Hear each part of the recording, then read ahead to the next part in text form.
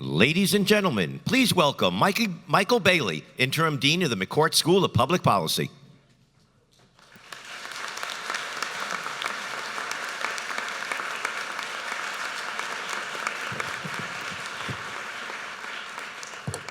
So hello, I'm Mike Bailey, the Interim Dean at McCourt, and on behalf of the McCourt School and the Institute for Politics and Public Service, welcome to this event. So what I want to just set up a little bit is just point out what I think is pretty obvious to all of us who care about American politics, is that we're at a crossroads in American politics. We have a president who has shaken up things and is pointing in a certain direction for where the future of the country will go. And really what's going to determine if we go in that direction, I think, is what's in part going to be what this conversation about. Because it's going to be about what young people do and what young people, how they respond to the challenges and opportunities we have today. And so I'm super proud that this is an event happening at Georgetown. Our goal at the McCourt School and our goal at Georgetown is to be a place not only to host important conversations like this, but to really be part of them. And so it's such a pleasure that we're able to engage with someone so at the center of American politics as Leader Pelosi. So to make the introduction to our speaker today, I'm very honored to introduce a student of ours and also point out another kind of cool thing that happens at Georgetown. Christian Mesa is going to be introducing our speaker. He is right now back behind stage chatting up the speaker and getting to spend time with her, very Georgetown kind of moment. He's a junior in the college, fittingly enough from California. And so with that, Christian Mesa, please join me.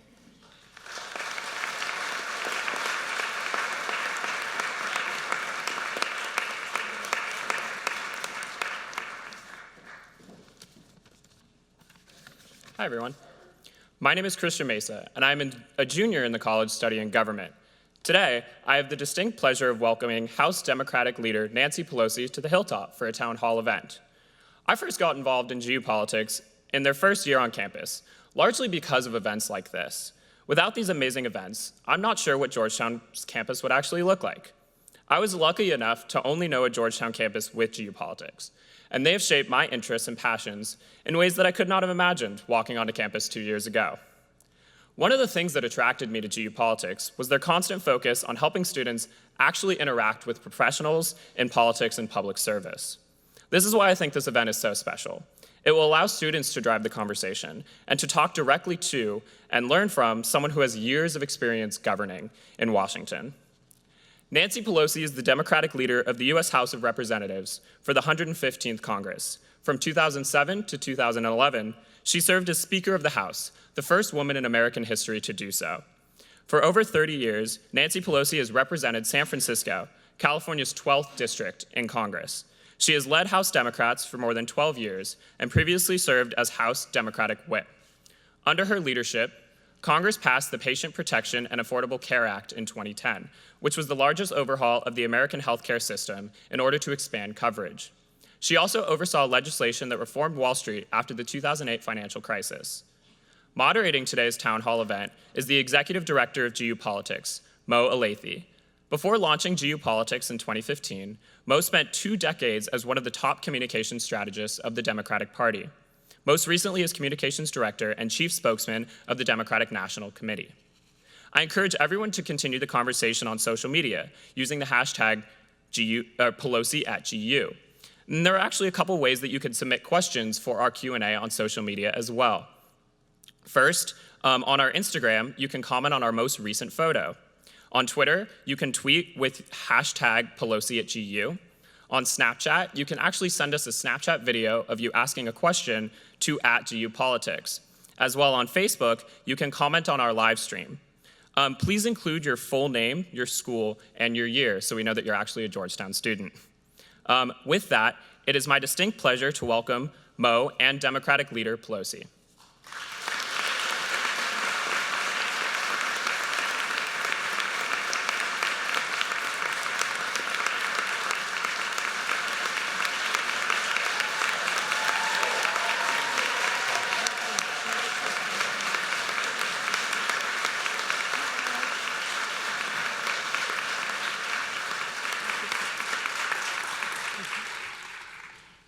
Good morning.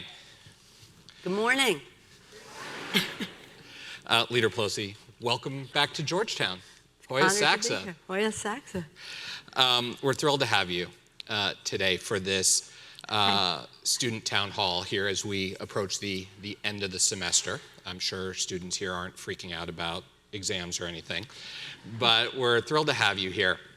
So a little bit of context. So 2 years ago this week, we had Speaker Ryan come to do a town hall with students in which he made the Republican Party's case to young people. We are thrilled today to continue that same style, that same conversation with you today, to hear a little bit from you about what it means to be a Democrat and what the Democratic Party has to say to young voters. I encourage all of you to participate in the conversation. There will be opportunities where we'll be taking questions from the students up here, from all of you. You will soon see a microphone magically appear in the center aisle, and I'll encourage you all to line up. And we'll be taking questions in real time from social media, and you heard Christian outline how you can submit your question. So let me start with the first one, though. And I'm going to harken back to an experience I had when I was at the DNC a couple of years ago. In the run-up to the 2014 midterms, I remember seeing some focus groups in which it was very cool. The moderator asked everyone to draw a picture that represented the word he was about to say. And so the first word was Republican. The most commonly drawn picture was a dollar sign. And when we teased that out and asked people what that meant, they said, well, we believe the Republican Party is the party of the wealthy. Now, as a spokesman for the DNC, I was pretty pumped by that answer. Then flipped the paper over and said the word Democrat.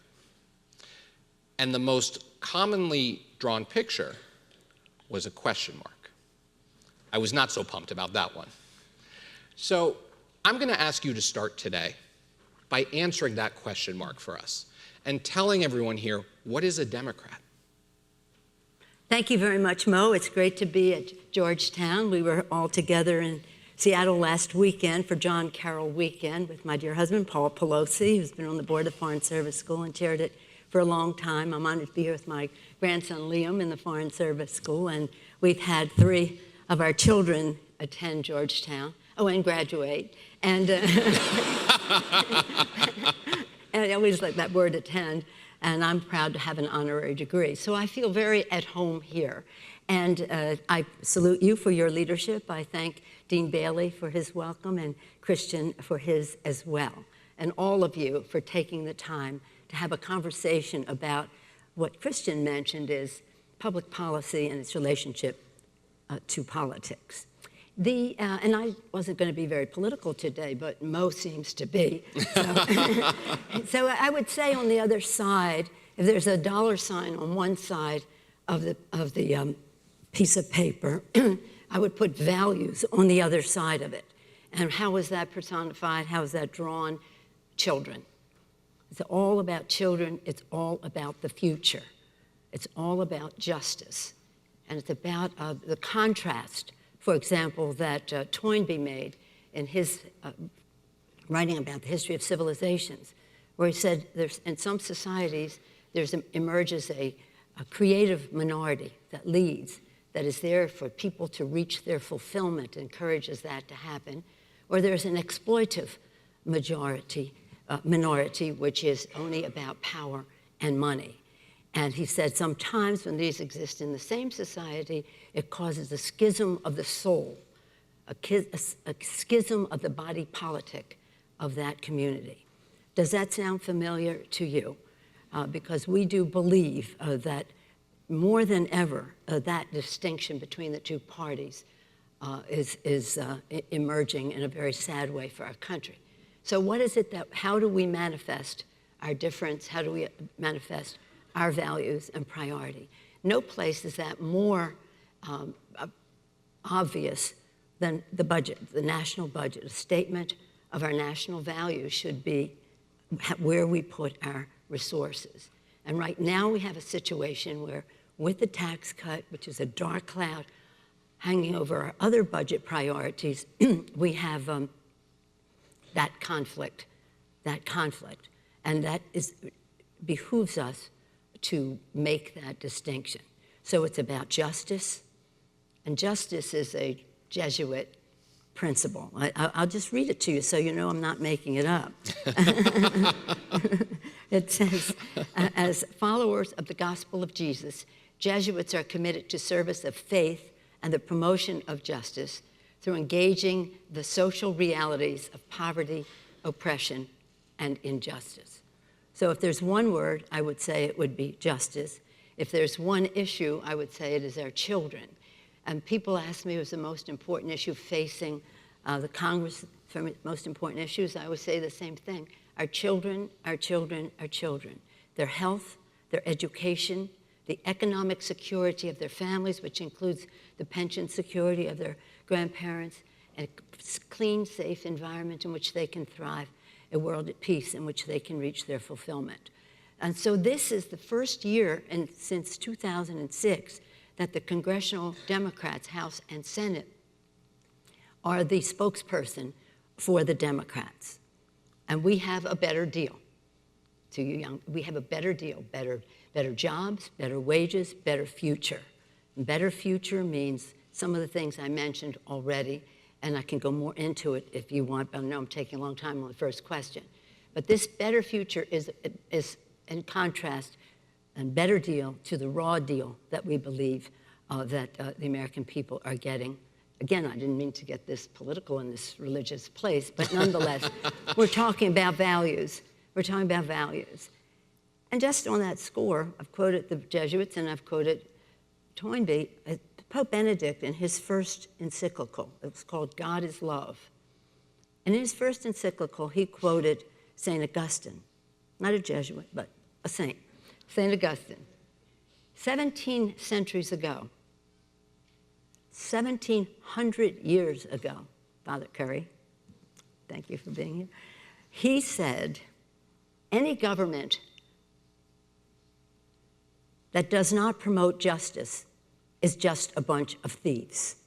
That's what he said. And Pope Benedict goes on to say in his encyclical, God is Love, sometimes it's hard to define justice. But in doing so, we must beware of the dazzling blindness of money and special interests. That's what the Pope said, and God is Love. That's what St. Augustine said. So it's about justice.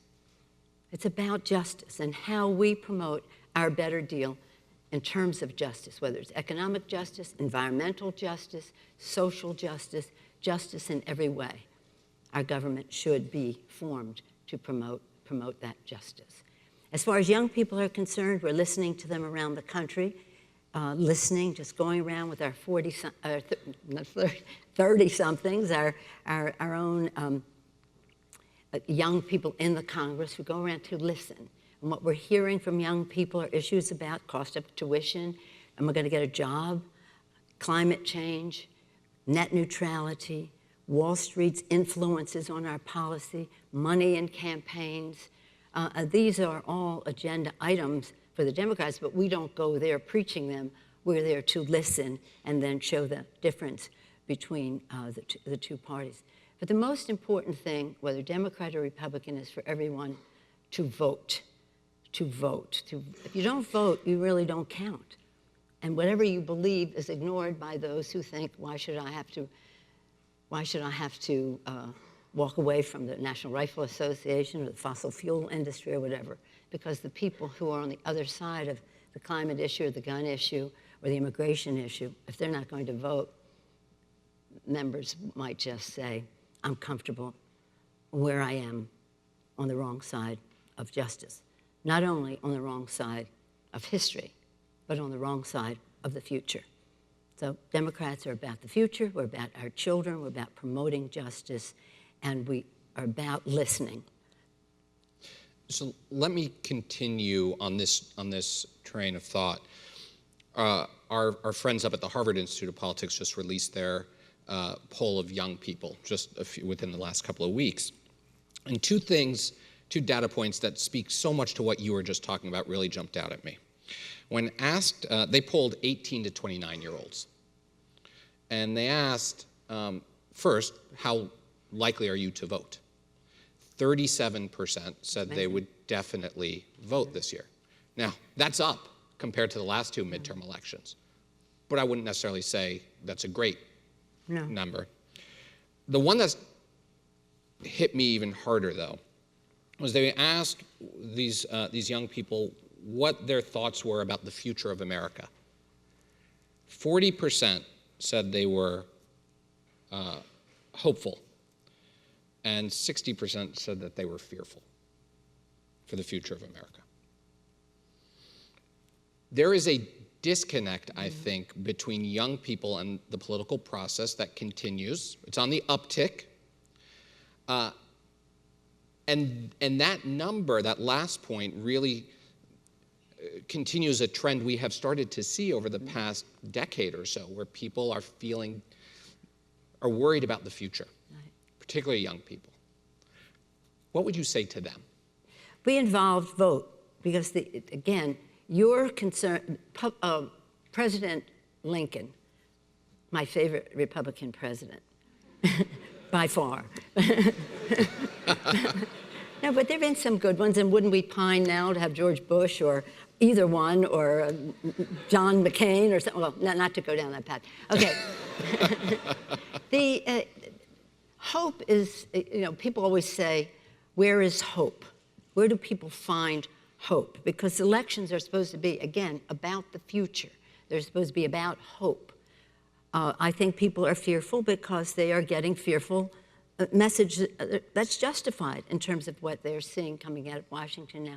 But where is hope? And it's been where it's always been, sitting right there between faith and love, charity, community.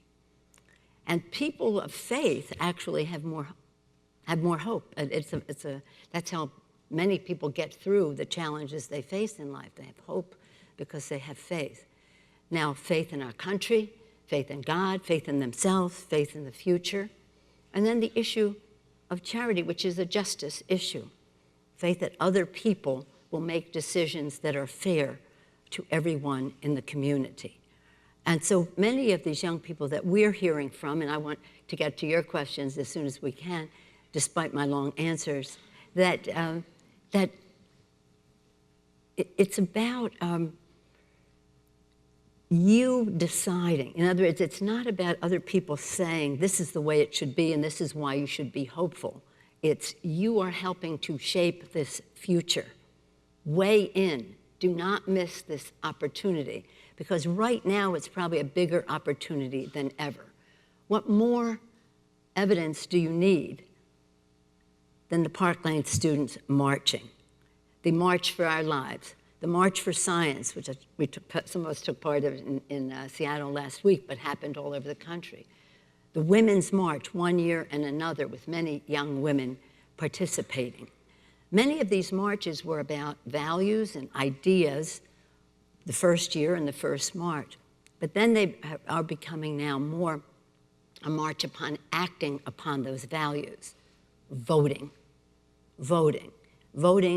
whatever your party, but participating so that people, elected officials or those who aspire to be elected officials, know that you are paying attention. And as I start to say about Abraham Lincoln, I didn't finish, he said, public sentiment is everything. With it, you can accomplish almost anything. Without it, almost nothing. But in order for the public sentiment to make the difference, people have to know what is happening. And that is probably, I think, where Democrats have fallen short in terms of conveying that message, those priorities that I talked about earlier, but in a very succinct headline way, not fine print way. And so with Lincoln's admonition to us all to have public sentiment, but help to shape it. Help to shape it. Kids shaped the civil rights movement. You know, the March on Selma was started by high school students in Selma, Alabama. Birmingham, the students in high school initiated that. The Selma March, the kids wanted their parents to have the right to vote, they were too young to vote at that time. That didn't work, so then they wanted their teachers to have the right to vote. And then when there was a boycott, then they were doing the march, and the world, and then they invited Martin Luther King, Ralph Abernathy, my dear colleague, national icon John Lewis, to be in the march. And the world saw the brutality of it, and the world saw the possibilities of it, and it changed our country. These kids marching in Florida, and I was just on the phone with some of them last night. We have our weekly call with the groups for promoting justice, and the gun issue is, and safety is an important issue. And they're ready to go to, again, I tell them, you're not partisan. You're non-partisan. This is about gun safety, making our country safe, honoring our oath to protect and defend. And they are raring to go. So they are making a difference. Everybody here can make that difference, know your power and the unique difference that you make as well. And part of that is weighing in on what are the priorities. Kids are speaking out about net neutrality. I kind of feel sorry for those who are on the other side of that issue, because it's not life and death like the gun issue is, where we have to be more moderate in our conversation, but it's about freedom on the internet, jobs for the future, the past versus the future in that regard. So again, know your power, help shape what the agenda is, and vote, vote, vote. That is, Martin Luther King, he said, the ballot, the ballot, the ballot. Legislation, legislation, legislation. Your life, your life, your life. The connection between what happens in the elections in terms of legislation and impact it has on people's lives is a very, very important message for everyone to have. So again, if you don't vote, again, you don't count. You want to be counted, and you want to be heard. And I've never seen, never, ever, in all my years in politics, Dean Hellman, ever seen so many people coming out and mobilizing on their issue. It's not even issues, it's on their values. This election will be about values. Issues tend to divide, we get down to specifics. Values tend to unite. And that's what we want to do for our country, to be a unifying force. When the other difference between Democrats and Republicans is we truly are bipartisan. We really are. So when we win, we will proceed in a way that is bipartisan, that is transparent, so that people can see what the decisions are, and is unifying, taking our heed from our founders around the time Georgetown University was founded. E pluribus unum, from many one. They couldn't possibly imagine how many we would be, but they knew we had to be one. And that is the course that we have to be on. Great. All right. Time for questions from all of you. We're going to begin up here on the riser. We'll then go to the audience. The microphone stand is up, so get in line. We're going to try to get to as many of these as we can. If the line starts to intimidate you, feel free to send in via social media on Twitter, Snapchat, Facebook, and Instagram your questions, and we'll try to get as many of those as well. So the first question will come from the riser, and it will be Haley Grundy. Haley? Okay. Hi. Hi, Haley. I really liked what you just said about how values unite us, and I was wondering if the Democratic Party had like a specific message for the 2018 midterm election coming up, and if you do take back the House, what kind of message would you primarily promote then? Thank you, Haley, for your question. Getting back to a better deal, better jobs, better wages, better future. It is about fairness and justice.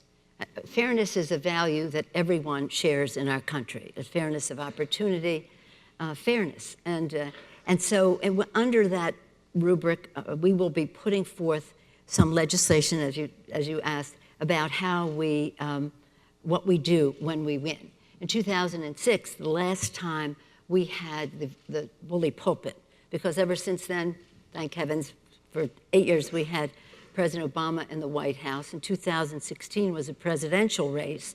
So it was all presidential from 8 to 16. Now it's our turn to make the distinction. And it's a very clear one.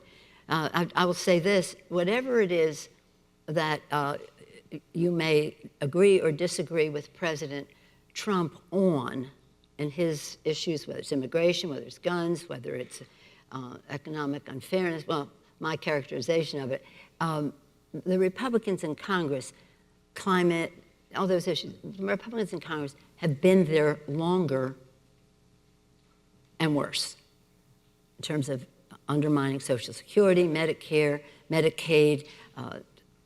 You see in their budget what they're doing is food stamps, education, and the rest. So we have to make a contrast, not about him, but about the people we're running against.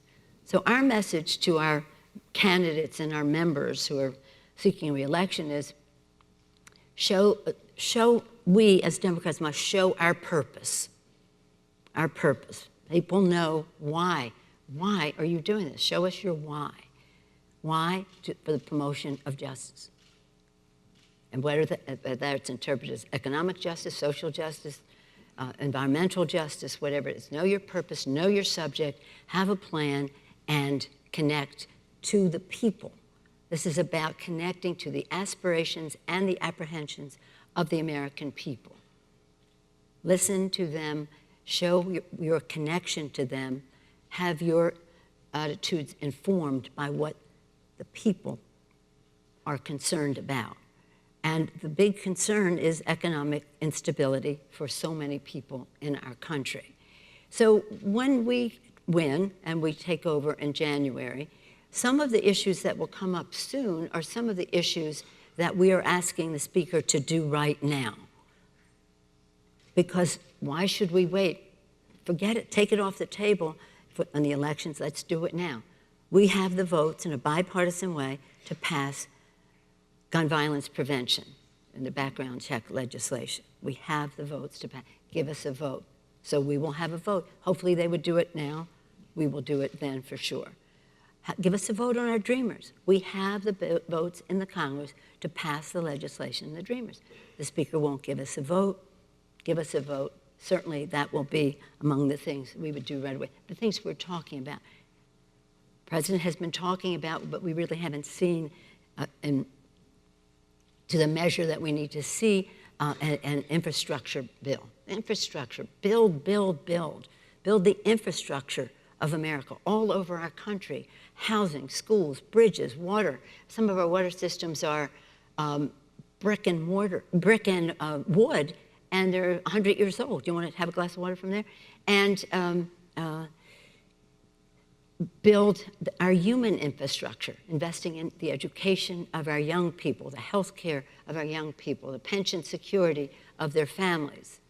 Build the physical infrastructure, build the personal infrastructure, and continue to strengthen the democratic infrastructure of our country. Reduce the role of money in politics. Reduce the role of money in politics. Empower small donors. Remove obstacles to participation. So we're about building in those three areas. Many of the first things we would do is to do what we're asking the speaker to do. But I mentioned that in '06, that was the last time it was our turn. And we had a new direction for America, 6 for '06, the 6 things we would do in the first 100 hours of Congress, not days, hours of Congress. All of them became law except one, enabling the Secretary to negotiate for lower drug prices. We still have not been able to get that done. But we have to try because it's a big impact on financial security of America's working families. It's a big issue in the campaign, as is Medicare, as is Medicaid, and the rest. So it's about the kitchen table. What are the issues around the kitchen table that people are concerned about? Let us build confidence between us that we know the challenge, appreciate the suggestions that people have so that our solutions are not from here, but from here. So we're very excited about the prospect, and nobody is being shy. We have all the candor in the world. We don't like your message. It isn't inspirational. No, but it's about one thing: the economic security of America's working families. There are plenty of other ideas that are in our DNA and that are going to be on our agenda. But in order to accomplish them, we have to win the debate on the economy. Okay. All right, let's go to the first question from out here. Thank you, Please, Hannah. remember to... No. Name. Haley. Haley. And remember to tell us again your name, your year, and where you're Hannah. from. Your school and year and where you're from. Hi, Speaker Pelosi. Thank you very much for being here today. My name is Sam. I'm from Northern Virginia. I'm a freshman in the School of Foreign Service. You've spoken about the effects of the Republican tax plan, specifically referring to its effects on average Americans as crumbs. As the son of small business owners, I know that it's helped my parents hire more employees, it's helped us pay off our mortgage, helped put me through college. On a macroeconomic level, the economy is growing, wages are rising for the first time in years. Would you still refer to the effects of this tax plan on average Americans as crumbs? Yes. Thank you. Well, thank you very much, Sam, for your question. And yes, there are some benefits that some are feeling in a particular way with the tax bill. My statement was really a fuller statement that says, while they provide a banquet for the top 1%, they're giving some crumbs to other people. And that has been something that has been taken up by others as well, some on the Republican side. And why I say that is because here's a tax bill that they advertise as a benefit for the middle class. And did you know that 83% of the benefits of the tax bill go to the top 1%? 83% of the benefits to the top 1%. In the life of the bill, 86 million middle-class families will pay more taxes. That the bill adds, and this is of interest to young people especially, mortgages your future by adding over $2 trillion to the national debt, And that, then they come back and say, well, we have $2 trillion added to national debt. We have to pay for it by cutting, and the president came out with his budget. The problem with the tax bill is it isn't that we could not have come to a bipartisan agreement about how to lower the corporate rate to a certain amount, not the way they did, or make benefits for some, but not at the expense of so many others. And so here they did. The president's budget came right out. So I said, this tax bill is a dark cloud on America's future and on the Capitol right now. Because the president then came out with his budget, said we've got to find $2 trillion, right? So we took $1 trillion from Medicaid. They did. They took half a trillion dollars from Medicare, $200 billion or more from food stamps, $200 billion or more from education. So we, again, getting back to what I said at the beginning, a budget should be a statement of our values. What's important to us as a nation should be reflected in how we allocate our resources. And by the way, this $1.5 trillion tax break for corporate America, largely big business, also gives them a tax break that makes it cheaper for them to create jobs overseas, not here in our country. This is a bad deal for the American people. And while, as the speaker was proud of saying some woman got $1.50 a week, and there are other people who are getting more, the overall, when you look at the impact on families personally in terms of Medicare, Medicaid, and the rest. Medicaid, people think of it as a poor people's program. 2/3 of the people benefiting from Medicaid are little poor children. But 2/3 of the money is for seniors and long-term health care. It's a middle-income benefit. And so when you do that, you are undermining the financial stability of America's families. Medicare, their view of Medicare is it should wither on the vine.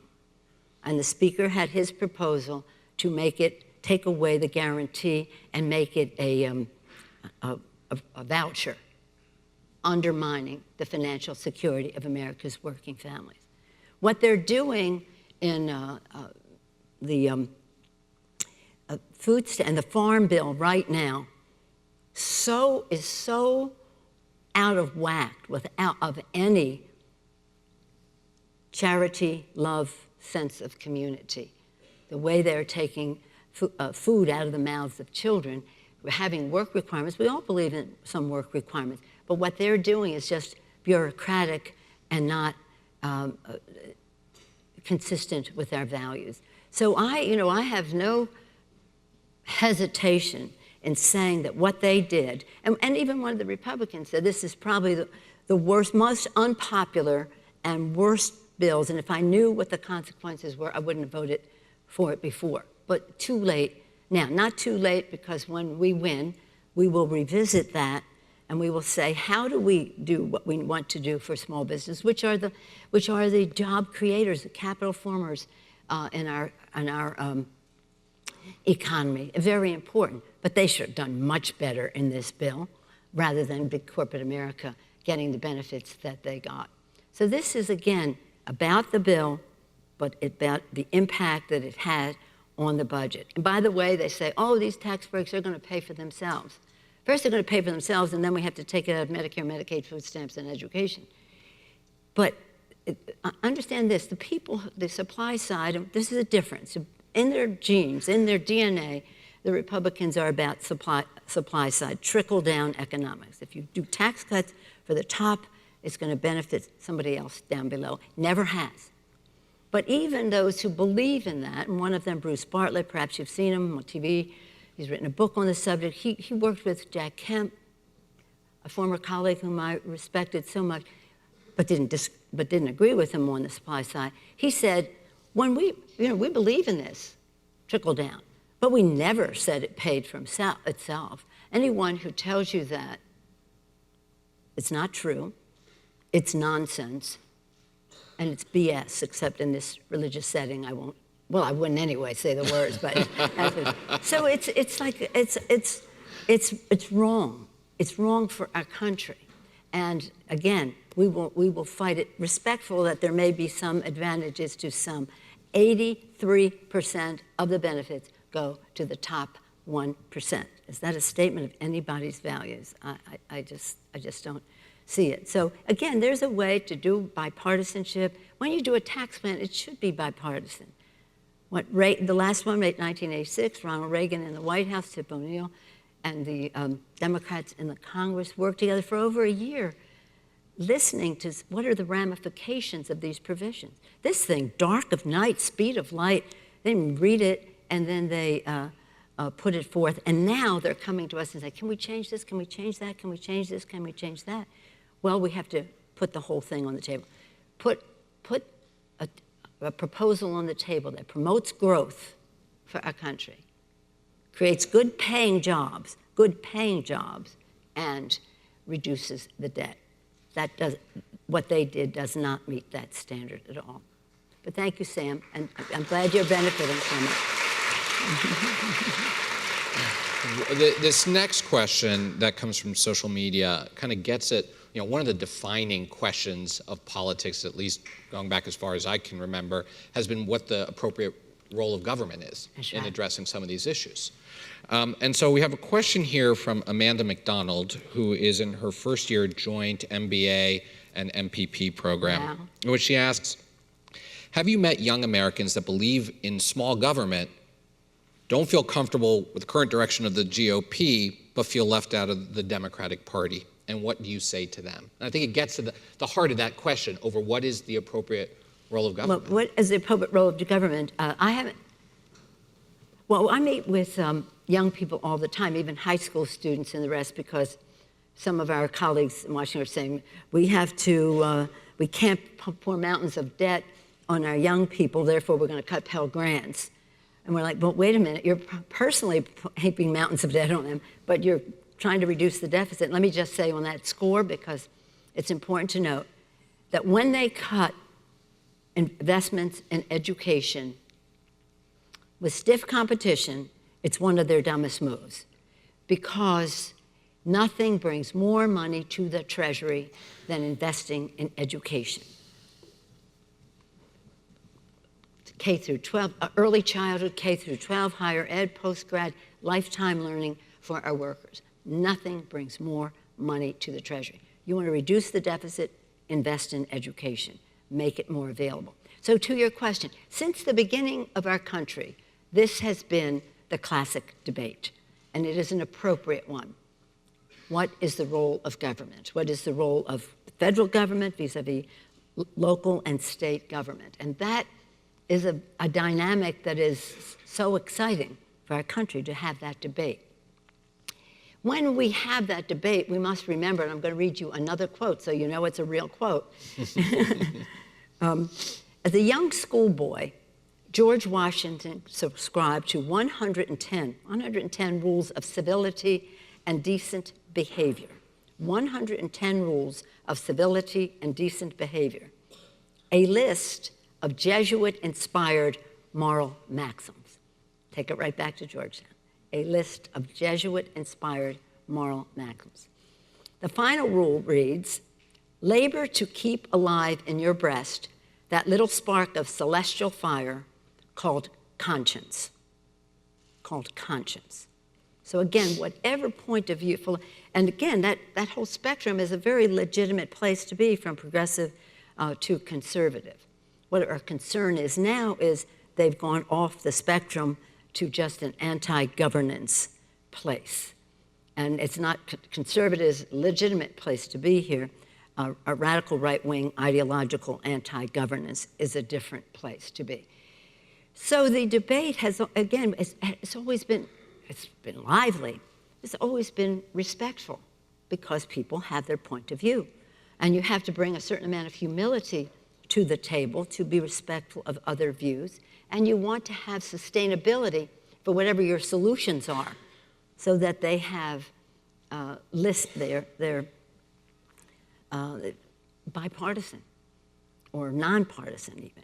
So when somebody says small government, then they say, keep your hands off my Medicare. You know, like, well, wait a minute, where is your definition of government? Government, keep your hands off my Medicare. Okay, well, it is a government program.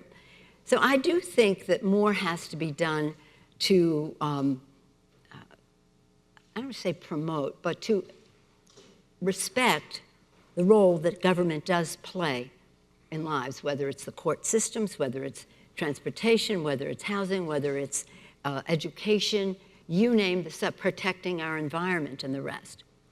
So my argument right now is when the Republicans are saying they're removing regulations, oh, isn't that a good thing? We're getting rid. No, some of those are protections of the air you all breathe, then our children, getting back to that picture on that other side of the page, children, the air they breathe, the water they safe, drinking water, food safety, those are protections. They're calling them regulations. If you saw on a regular daily basis what is being done to undermine those protections, you might not say, oh, good, small government, we don't have to have clean air, clean water, food safety. And by the way, this is almost a corruption issue. It is a certainly conflict of interest issue where the head of the EPA is making decisions undermining clean air, clean water to the benefit of special interest in our country. And I will say that flat out. That's why I've called for him to go for a while ago.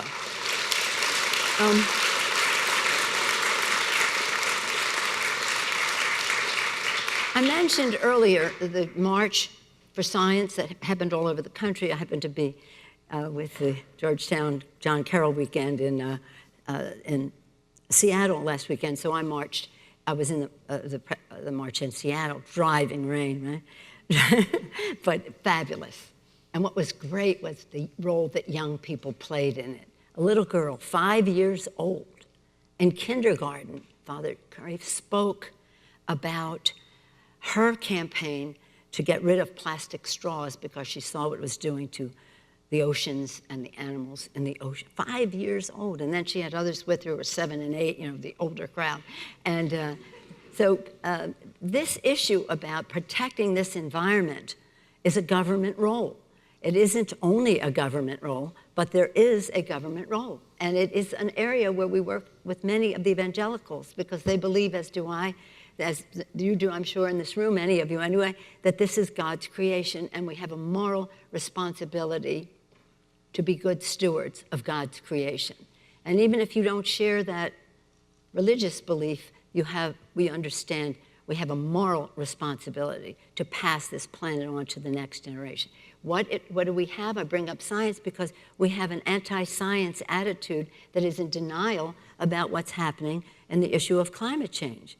So what is that about? Is that about the stranglehold that the fossil fuel industry has on the Republicans in Congress? Is it just that they don't believe in science? Many of them don't even believe in evolution. I subscribe to the Teilhard de Chardin approach to evolution, a Jesuit priest. So when we talk about government and they say small, well, we don't want any government bigger than it should be, that's for sure.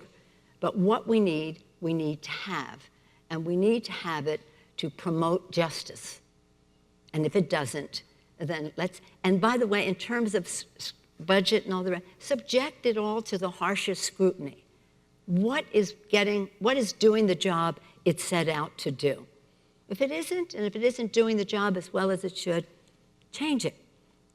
Those of us who believe in a role in government as the charity part of faith, hope, and charity are the harshest critics of initiatives that are designed for that purpose and who do not live up to it. So again, let's get our money's worth, get the bounce for the buck, whatever the expression is, but also let us recognize. And part of our better deal is to subject government to that scrutiny.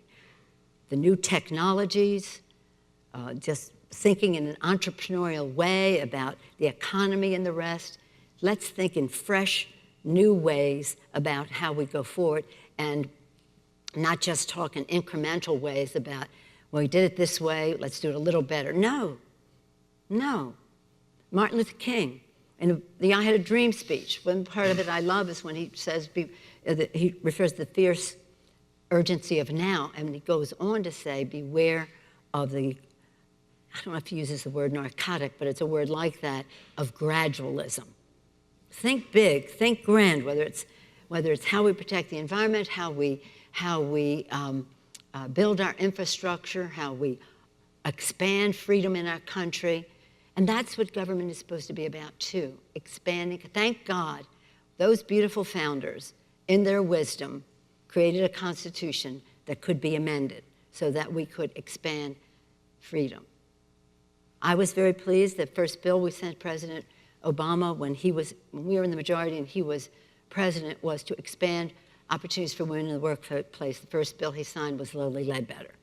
One of the bills he signed that we were very proud to fight for and get was the repeal of Don't Ask, Don't Tell, expanding opportunities in the military.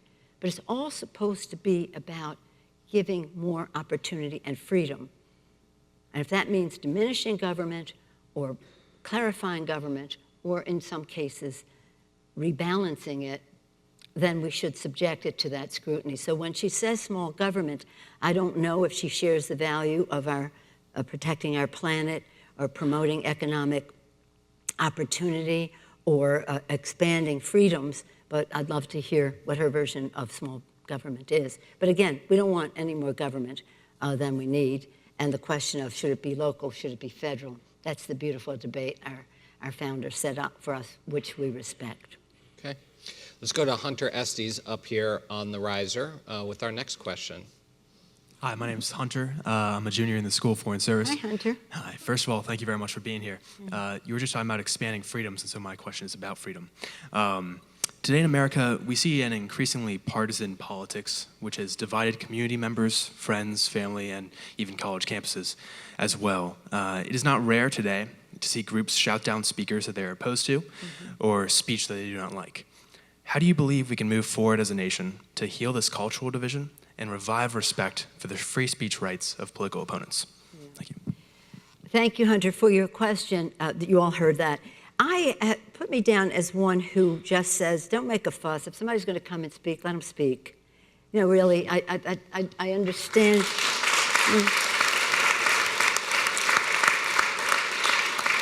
That doesn't always go over well in my district in San Francisco. But I do think, why empower them? If you so disagree with what they have to say, why empower them? Now, I say that as one who has stood outside and picketed in my youth, other speakers along the way. I mean, like they had a Russian come who was really, he was the Soviet Union at the time, and he was a leader in the Soviet Union. He was just anti everything you can possibly think of, and Semitic on top of it all. And so I stood outside of his speech with Sharansky, and we did that. But having said that, in terms of universities and the rest, just don't show up. I mean, why give them a crowd? Why give them a crowd? I think let everybody have their say and let them hoist themselves on their own petards if they're coming in with anti-Semitism and anti-women, the rest. Because while I don't like what they have to say, I wouldn't empower them. And when you do that, you empower them. That's just my view. Hunter. Let's go to the audience. My name is Marshall Webb. I'm a sophomore in the School of Foreign Service from San Antonio, Texas. Hi, Marshall. So since the 2016 elections, there's been a lot of calls within the Democratic Party for litmus tests, whether they be on the issues of support for women's reproductive rights, support for the environment, support for the LGBTQ+ community. Do you believe that the Democratic Party should have litmus tests for its candidates for public office? I believe that we need to have a Democratic majority in the Congress that shares our values of expanding freedom, economic justice. Some of the, I always tell our candidates, your job description and your job title are one and the same, representative. If there's a district where the person who's in that district is too pro-choice, a Democrat and a Republican, we would support a anti-choice. We would support the Democrat in that district in order to get that gavel to protect all of the other rights that we have. So I get some heat for not saying everybody has to be this. When the day comes when we can say we don't want any of our voters to be anti-choice, then I think we have a right to say that we don't want any of our candidates to be anti-choice. But not to use that issue only, because I am fully, I'm a mother of 5, fully with the Catholic program. When our baby daughter, my college roommates are here, Celia Haggerty and Rita Meyer. And I have 5, Rita has 6, Celia has 7 children. We're with the program, so.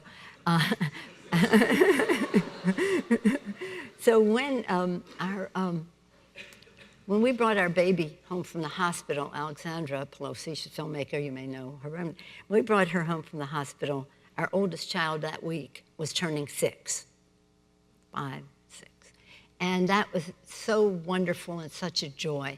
But should I be saying, as a public official, I want to vote so that you can't have the same decision-making that I did? Now, I know this is touchy on this campus, on our Catholic campuses. We went to Trinity College, very proud, now Trinity University in Washington, D.C., and it's an issue in the diocese, I know.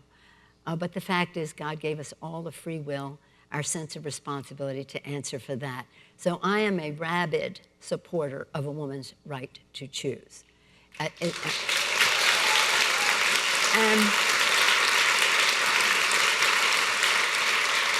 And a similar issue of the LGBTQ community, because they are connected. And it is one, Mo, it is one of the reasons why, probably the main reason why, people of faith in the evangelical community, as well among Catholics and others, support President Trump because of the Supreme Court on the issue of women's right to choose and gay marriage. that is that can look the other way on so many things that are not part of a social agenda for the good of our community, for that one issue. And so it is at risk, at risk. But having said that, I would not say that if we had a candidate, as we did recently, one of my colleagues was up for re-election. I supported him. I took heat for it. He's pro-life. We will have a pro-choice gavel when we win the Congress. We need to have at least 218 votes to achieve that. So this isn't a pragmatic decision. It's just a respectful decision. By the way, my family, Baltimore, Maryland, Italian-American Catholic, they're not fully with my program either about, about being so enthusiastically pro-choice. But I really am. I believe and respect women's and families' rights to make this decision between themselves, their doctor, their family, their God, for the size and timing of their family. And by the way, the Republicans in Congress, this isn't about abortion. This is about family planning. They do not want to support issues that relate to family planning, birth control, issues like that. That's why they go after Planned Parenthood the way they do. So having said no litmus test, it's a very high priority for us to protect a woman's right to choose. And issues that you mentioned as well, whether it's gun violence, whether it's immigration. But we're pretty much all there, except for fewer than a handful of people, maybe on the choice issue. I don't even know if it's 3. I don't even know if it's 3. All right. Let's take another question from the audience. Hi, Speaker Pelosi. Thank you for being here. My name is Michael Blank. I'm from Westchester, New York. Something that really scares me as a young person right now is the recent Cambridge Analytica scandal and how companies like Facebook, Google, Amazon, and others can collect data about us, almost unregulated, to use for purposes we are often not aware of. We've seen this issue can have detrimental effects on our democracy. So when the Dems retake the House, will you implement data regulations similar to that of Europe's General Data Protection Regulation? Oh, thank you for your question. I'll go a little beyond it. First, let me just say that right now we're in the process of putting forth, informed by the testimony that we just saw and heard, a Internet Bill of Rights about privacy and the rest. So this is so important, and thank you for asking that question. Whether we follow the European, right now I've tasked our Energy and Commerce Committee members, Congresswoman Anna Esh's been a leader on this, Mike Doyle, Frank Pallone, so many of the members, Zoe Lofgren. We have a large, as you can imagine, from California, a big interest in this. We know the companies, we know the challenges. So they are putting together now a proposal for what we should have in an Internet Bill of Rights. Ro Khanna has put forth his version, but we will have something that has the consideration of the members of the committee as well. Let me say on this issue, a little sidebar related to it. On the net neutrality issue, which is where we want freedom on the internet, the platforms have so much control. It's just not right. It's just not right. And many of them are wonderful people. We love, for one thing and another, what they do, the cables and the AT&T, all that, Verizon, but they cannot control, we cannot let them control the internet, even though they have big financial, shall we say, access in the Congress of the United States. So we have a bill now, Ed Markey in the Senate, Mike Doyle in the House, to overturn what they're trying to do at the FCC on net neutrality. But all of this, it's about a completely different world that didn't even exist 20 years ago. And 10 years from now, other things will exist that we have to prepare for to protect the privacy and the access of the American people and the consumer in terms of cost, but also the jobs that all of it will create. We can't walk away from the future. It is inevitable. But we have to make sure that we help to shape it. So if you have some further ideas about it, I'd like to take them back, listening to our young people. But it's an ethical thing as well.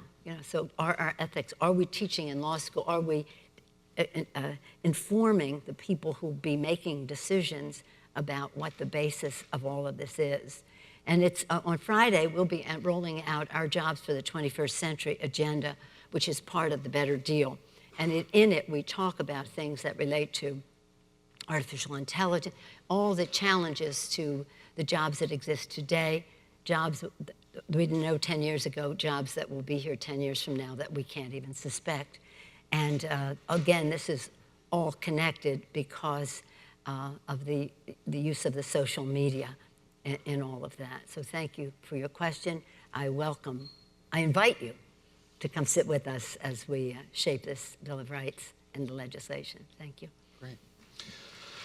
All right, I'm getting a signal that our time is winding down. I want to take at least one more question, and this next one will come from Anna Landry up here on the riser behind me. Hi, Anna. Thank you for coming. My name is Anna. I'm a freshman in our School of Foreign Service. First off, I just want to thank you for fighting for Medicaid for people like me who have a chronic illness and whose families would otherwise suffer from a large amount of medical bills and medical costs. And going off of that, my question is that since people with disabilities make up the largest minority in the United States, and they've constantly been written off as a healthcare issue by many politicians, how do you think Democrats can serve this important demographic on other policies, like non-discrimination, the economy, and labor policy, both in connection with Medicaid and outside of that? Thank you. Thank you so much for your question. It gives me the opportunity to, again, thank you and thank the disability community for their activism. They fought hard to protect the Affordable Care Act. They fought hard against the tax bill, which takes can take millions of people off the healthcare rolls that were new to the healthcare rolls, and they fought against the tax bill in other respects as to the impact on the budget. And when we talk about people with disabilities, we declare in our caucus, we respect people for what they can do, not judge them for what they cannot. And they can do so many remarkable things. And it is important to note that many of our people with disabilities are veterans, too. Many of them are veterans. So we're talking about, as you said, a large demographic in our country. They are so energized, so active. Perhaps they have a high rate of getting arrested on Capitol Hill, right?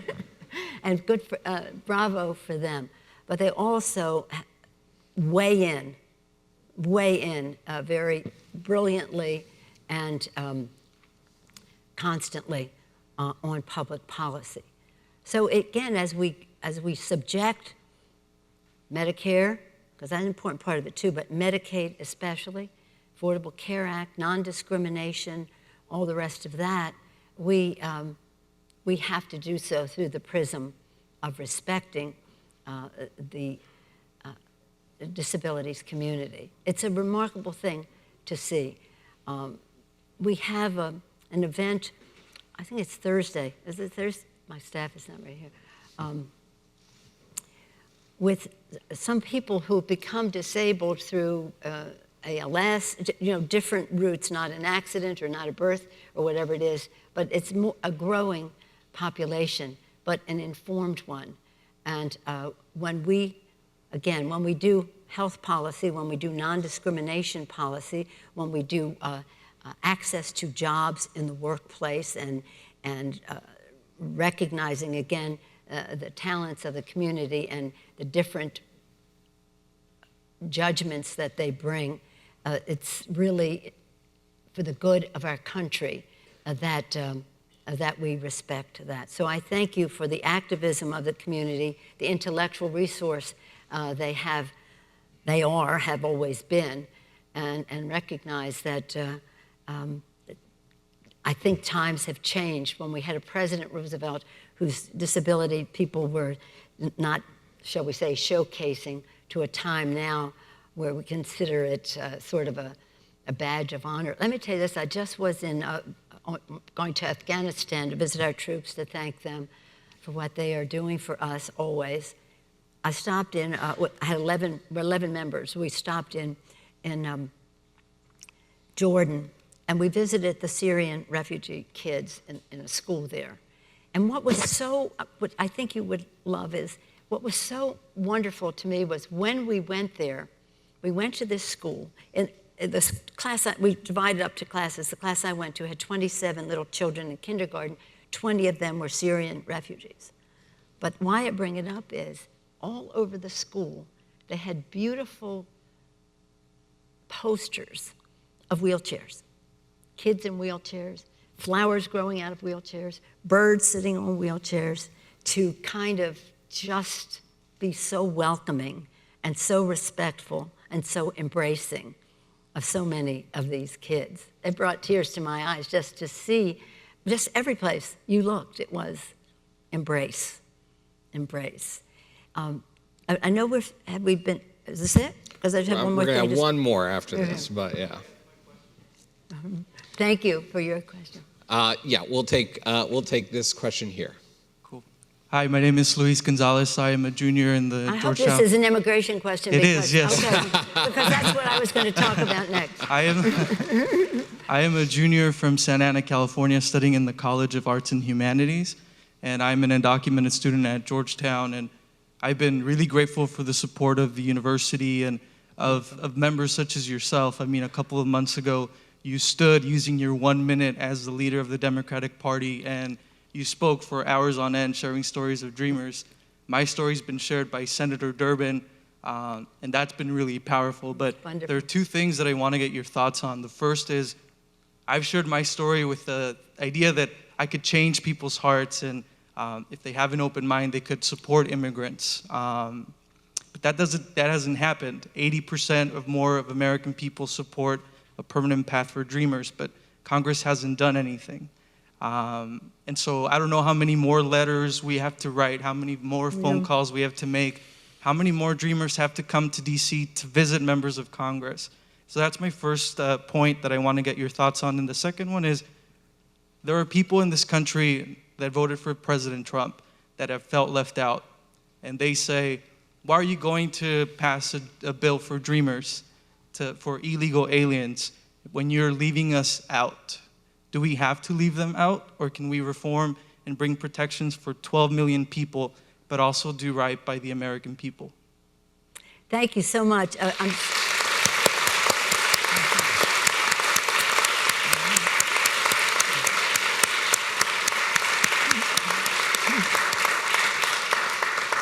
When I said to Mo, as I said, because the one thing we didn't have was a question on immigration, and I do want to talk about that.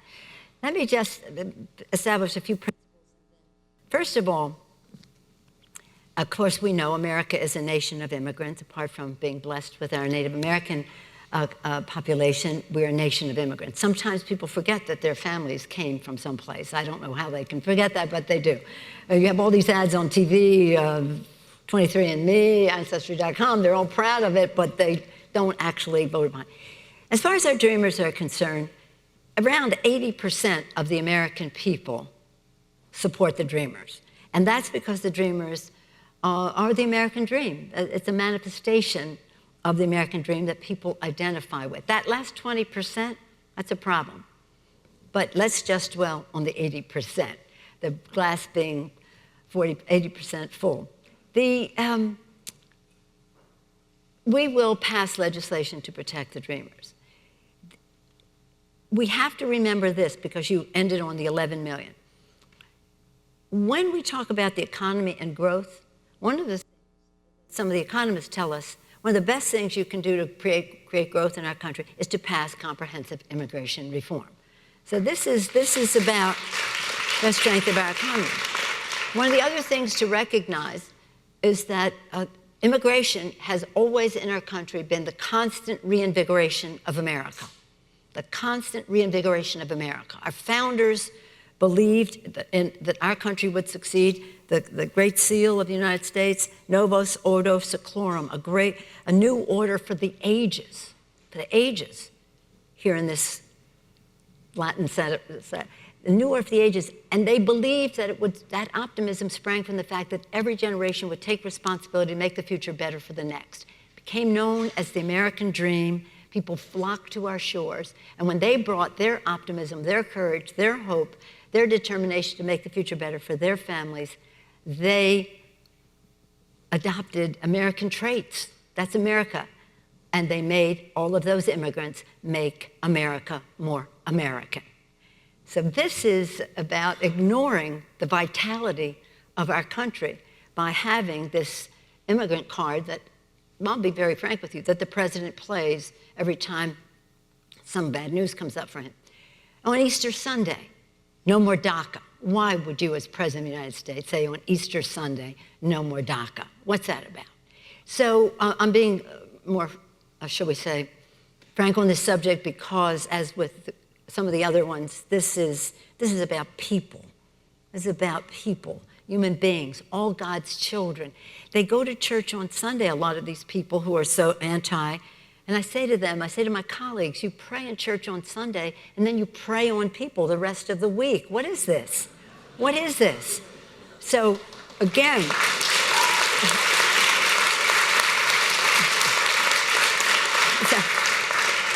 so in any event, there was a bill in the Senate, bipartisan, under President Obama, bipartisan, that the Speaker of the House, was John Boehner at the time, would not bring to the floor. That was a missed opportunity to protect 11 million people in our country, invigorate our economy, take people out of the shadows, remove fear. This immigration issue is such an issue of fear in people's lives now. I don't need to tell you, and I'm so glad that Georgetown and Trinity College have been so embracing of our dreamers. So it is something that we absolutely must deal with for the good of our country. You know, not just for the good of the dreamer, not just hope, faith, hope, charity. It's about patriotism for our country. So that's, we just have to get to that place. Now, public sentiment is everything. Abraham Lincoln, we have to persuade the president that he just can't keep throwing red meat to his base that is anti-immigrant. There are two issues that he throws that red meat: trade and immigration. And everybody thinks, I lost my job because of trade. Some may have. I lost my job because of immigrants. Fewer may have. But the fact is that if we want to grow our economy, we have to think in a different way than he is putting it out there. And when we talk to him about it, oh, yeah, we're going to do it. I love the Dreamers.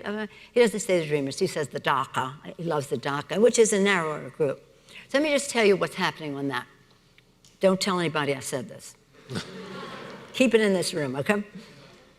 When we were going into our last negotiation on the omnibus bill, which we killed on, but anyway, when we were going into that bill, the thought was, what can we get for our dreamers on this? The DACAs, which are smaller numbers, like 800,000, the dreamers more like a million, twice that number. The DACAs said, unless you get something for the dreamers, it's no use getting something for DACA, because for the moment, we are protected by the courts. For the moment, and that for like another year. Well, we'll have an election in the meantime. But for the moment, we are protected by the courts. So don't give them anything, because what the dreamers and the immigrant community and the DACAs, all, ever-widening circle of people, fear the most is internal enforcement. So if the Republicans are saying to you, well, that's who I don't. If the Republicans are saying to you, we'll give you this for DACA, but we need 12,000 ICE agents, or we need more detention beds, don't go down that path, because we're getting nothing for it. So when we went into the room for the first negotiations on this part of the agreement to be, they said, well, we want 12,000 a month, and we'll give you the DACAs. And we said, well, get out of here. I mean, we said something else, but that's words to that effect. No. And so we negotiated throughout, and we just didn't move. And our strength sprang from the kids.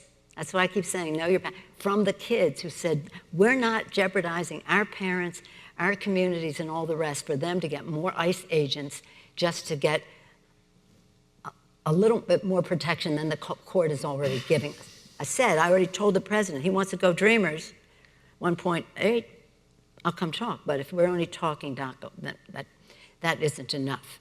But some people didn't understand that. Saying, well, you didn't get the DACAs. Well, we didn't get the ICE agents, and we didn't get the detention beds, and the DACAs for the moment are protected, and they wouldn't go broader. Right now, we have a bipartisan initiative in Congress, Aguilar and Denham, which has 50 Republican signatures on an appeal to the Speaker to bring up the bill, to bring up a bill that is bigger than DACA. And about that, they haven't signed a discharge petition, which would just bring the bill to the floor. They haven't done that, but they have signed a letter to the Speaker. And again, that's fabulous. But the credit goes to the mobilization, the outside mobilization, because calling those congressmen to get them signed that letter, that resolution, and the rest is making a big difference. That's why I say, know your power. And the power of the dignity that the Dreamers have always presented themselves. It's just, thank you. It's a beautiful sight to behold. And as I say in every meeting with the Dreamers, thank your parents for bringing you here. Thank your parents for bringing you here. So it is.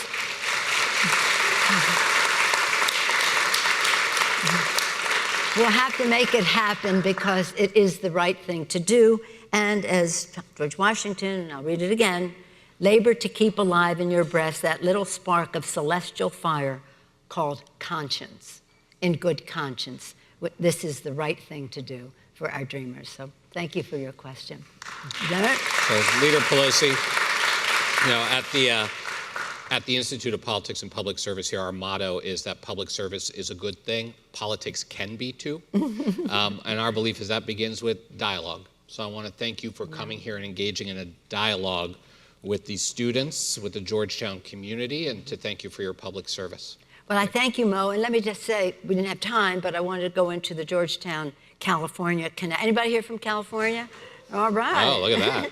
California connection, because Father Healy and the highest ranking official of America on the West Coast was Father Healy's brother. It's another remarkable story told here by Kevin Starr, who was honored in this very room a few years ago, who wrote about that Georgetown, California connection. But in any event, we're all very proud of Georgetown for so many reasons. I always call him Father DeGioia. When am I going to stop doing that? Because he's so, priestly. President DeGioia is such a remarkable leader in our country. And in terms of the Foreign Service School, Dean Hellman is a remarkable leader, and Dean Bailey, thank you for your leadership in the Institute. And thank you all. You are very special because you took time to think and talk and listen about public policy. I'm in awe of you. Know your power, vote, speak up, be candid, and remember, there is a better deal. Better jobs, better pay, better future for all of us. Thank you all very much.